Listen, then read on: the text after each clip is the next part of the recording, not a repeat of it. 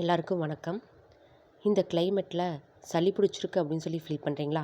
வாங்க தூதுவளை ரசத்தை வச்சு அசத்திடலாம். தூதுவளை ரசம் செய்கிறதுக்கு என்ன தேவை அப்படின்னா, மிளகு, சீரகம், கொத்தமல்லி, பூண்டு, வரமிளகாய் 1, தூதுவளை 10 இலை, வெந்தயம் 5. இதை எல்லாத்தையும் மிக்சியில் அரைச்சி எடுத்துக்கலாம்.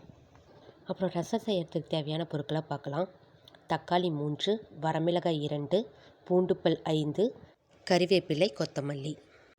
ரசத்தை கரைக்கிறதுக்கு தக்காளி கொஞ்சம் புளி சேர்த்தி கரைச்சி எடுத்து வச்சுருக்கேன். அது கூட தேவையான அளவு தண்ணி சேர்த்திருக்கேன்.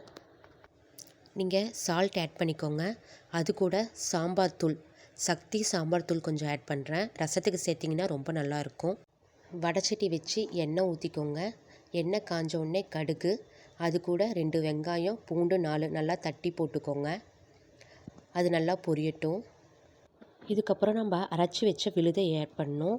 அதில் அரைச்சி வச்ச விழுதை ஆட் பண்ணிக்கோங்க. அதில் என்னென்ன அரைச்சிருக்கோம் அப்படின்னா, சீரகம், மிளகு, கொத்தமல்லி, வரமிளகாய், பூண்டு, தூதுவளை எல்லாமே போட்டு நம்ம அரைச்சிருக்கோம். அந்த விழுது இப்போ ஆட் பண்ணி கொஞ்சம் நல்லா எண்ணெயிலேயே ஃப்ரை பண்ணி விடுங்க. நல்லாவே ஸ்மெல் வரும். இப்போ அது கூட நான் ஒரு வரமிளகாய் ஆட் பண்ணியிருக்கேன். இது கூட உங்களுக்கு தேவையான அளவு கறிவேப்பிலை ஆட் பண்ணிக்கோங்க. இப்போ இதில் நம்ம சாம்பார் தூள், உப்பு ஆட் பண்ண புளி தண்ணி, தக்காளி தண்ணியை ஆட் பண்ணுறோம். ஃபஸ்ட்டே நம்ம கரைச்சி வச்சுருக்கோம்.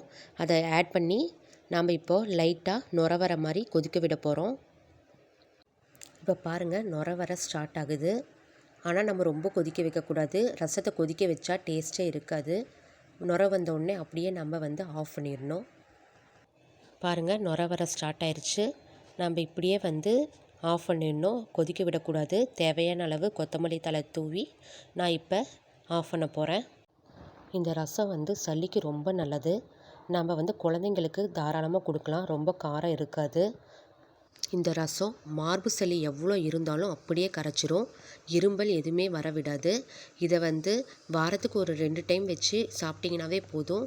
நெஞ்சில் இருக்கிற சளி எல்லாமே நல்லா கரைஞ்சிரும். கண்டிப்பாக ட்ரை பண்ணுங்கள். இந்த ரெசிபி உங்களுக்கு பிடிக்கும் அப்படின்னு சொல்லி நான் நம்புகிறேன்.